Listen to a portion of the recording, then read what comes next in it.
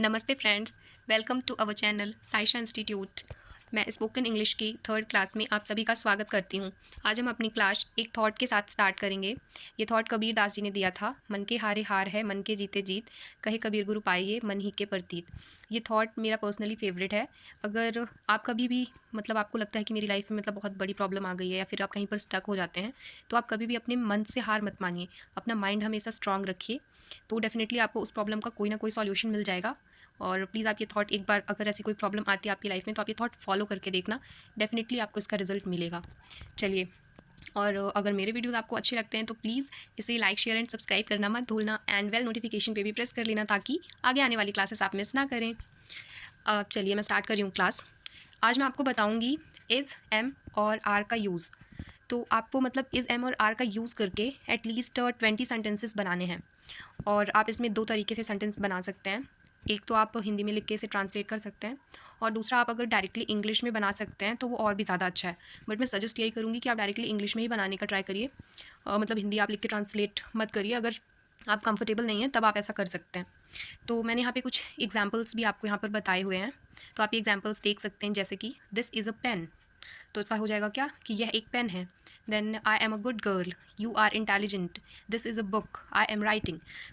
ये is am are ऐसा है कि ये एकदम बेसिक बोल सकते हैं हम इसको, कि ये बेसिक सा है इज़ एम आर, जो कि हम ऑलमोस्ट यूज़ करते हैं लगभग सेंटेंसेस में। जैसे हम जब स्टार्ट कर रहे हैं तब तो ये हमारे लिए और भी इंपॉर्टेंट है कि एटलीस्ट ये बेसिक जो है हमें ये आना चाहिए। तो आपको इज़ एम आर का यूज़ करके बनाने हैं सेंटेंसेस। कितने बनाने हैं आपको? 20 मैंने बोले थे। हाँ, आप 20 सेंटेंसेस बना लेंगे इज़ एम आर का यूज़ करके। और बनाने ही हैं, जो मैं आपको ये थोड़ा थोड़ा होमवर्क दे रही हूँ, ये आपको डेली करना है। अगर आपको इंग्लिश सीखनी है अच्छे से, तो मैं आपको जो भी वर्क दे रही हूँ और जो भी क्लासेस में बता रही हूँ, तो उसे आप ध्यान से सुनिए और रेगुलरली और अपना होमवर्क कंप्लीट करिए। डेफिनेटली आपको इंप्रूवमेंट दिखेगा कुछ टाइम बाद। अभी तो क्लास थर्ड ही है, अभी आगे और भी क्लासेस आएंगी, तो मैं आपको धीरे धीरे करके सारी चीज़ें बताऊँगी उसमें। तब तक आप मेरे साथ बने रहिए और मेरी क्लासेस को फॉलो करते रहिए। चलिए, इसके बाद हम नेक्स्ट देखेंगे वॉज और वर का यूज़। तो वॉज और वर हम कब यूज़ करते हैं? अच्छा, एक बात और, कि वॉज और वर जो है वो हमेशा हम पास्ट में यूज़ करते हैं। ठीक है, पास्ट में हम जब भी कुछ बता रहे होते हैं या हम कुछ भी लिख रहे होते हैं, तब हम वॉज और वर का यूज़ करते हैं पास्ट में। तो मैं आपके यहाँ पे कुछ एग्जाम्पल्स भी मैंने आपको यहाँ पर दे दिए हैं, पास्ट और वॉज और वर के। तो आप ये एग्जाम्पल्स भी एक बार देख लीजिएगा। पास्ट में यूज़ करते हैं। और दूसरा बात, यहाँ पे एक मैंने ये आपको दिख रहा होगा, मैंने यहाँ पे लिखा भी है कि आप यूज़ कब करेंगे इसे। यूज़ करेंगे जब हम जहाँ पे वर्ब का सेकंड फॉर्म यूज़ नहीं कर पा रहे हों। मैंने यहाँ पे ये एग्जांपल्स दिए हैं, एक बार एग्जांपल्स देख लीजिएगा तो आपको ये और भी क्लियर हो जाएगा। और एग्जांपल्स देखने के बाद आप ऐसे सेंटेंसेस बनाने की कोशिश भी करिएगा। ओके, एंड इसके बाद मैं आपको बता देती हूँ हैव और हैज़ का यूज़। तो देखिए, आई, यू, वी एंड दे, इनके साथ हम यूज़ करते हैं हैव। जैसे अगर मुझे बोलना है कि मेरे पास एक पेन है, तो मैं क्या बोलूँगी? आई हैव अ पेन, है ना। और मैं कोई एग्जांपल ले लूँ, जैसे अगर मुझे कहना है उसके पास एक कार है, तो मैं क्या बोल सकती हूँ? तुम्हारे पास एक कार है, इफ़ आई हैव टू से, तो मैं यहाँ पे बोल सकती हूँ कि यू हैव अ कार। उसके लिए वहाँ पे शी और ही यूज़ होगा ना, दैट्स वाई मैंने दूसरा एग्जांपल ले लिया।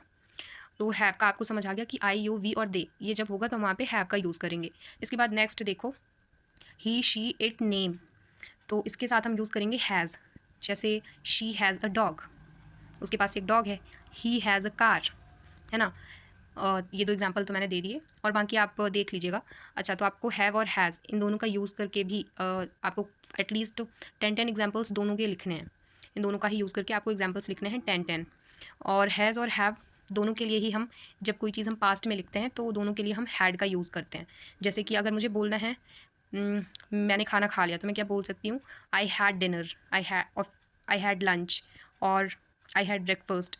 जब भी मुझे पास्ट की बात करनी होगी तो मैं वहाँ पे हैड का यूज़ करूँगी हैव और हैज़ की जगह पे। तो ये भी ध्यान रखिएगा।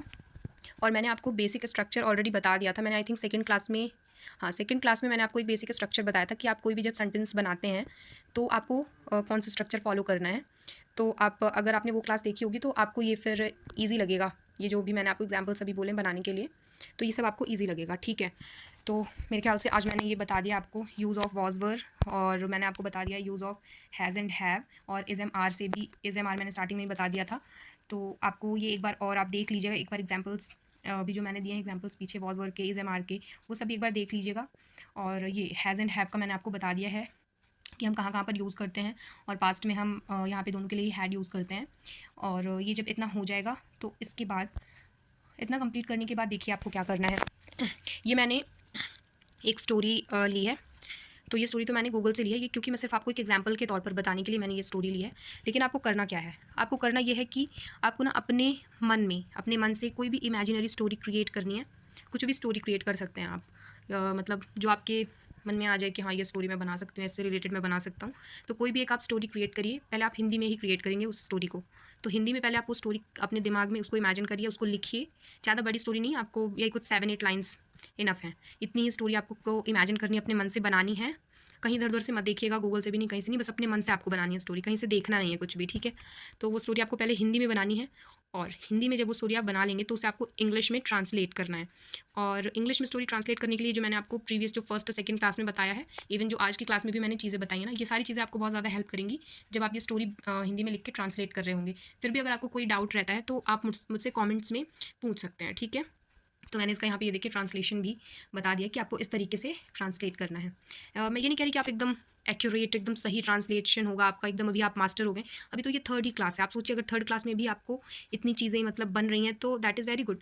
तो आप स्टोरी बनाइए, और उसके बाद अगर आप देखिए आपके घर पे किसी से आती है इंग्लिश, या फिर आपके आसपास भी ऐसा कोई है जो अगर आपकी ये स्टोरी जो है वो एक बार चेक कर सके आपने सही लिखा है या नहीं। अगर ऐसा कोई नहीं है तो आप तो आजकल टेक्नोलॉजी इतनी ज़्यादा आ गई, आप गूगल ट्रांसलेटर का ही यूज़ करके देख सकते हैं आपने सही लिखा है या नहीं लिखा है। या फिर जो मैं क्लासेस में बता रही हूँ, अगर आप रेगुलरली उसको फॉलो करते हैं तो भी आपकी इतनी बेसिक अंडरस्टैंडिंग डेवलप हो जाएगी, धीरे धीरे करके आपको समझ में आने लगेंगी चीज़ें, ठीक है। तो आज के लिए इतना ही रखते हैं, फिर क्लास बहुत लेंदी हो जाएगी। आई होप जो भी मैंने आपको बताया है और जो भी आज मैंने आपको होमवर्क दिया है वो सब आप कंप्लीट करेंगे। और मेरी क्लासेस अगर आपको मेरी क्लासेस अच्छी लगती हैं तो प्लीज़ आप मेरे चैनल को लाइक, शेयर एंड सब्सक्राइब करिए। And thank you for watching my video. Okay, so till then take care.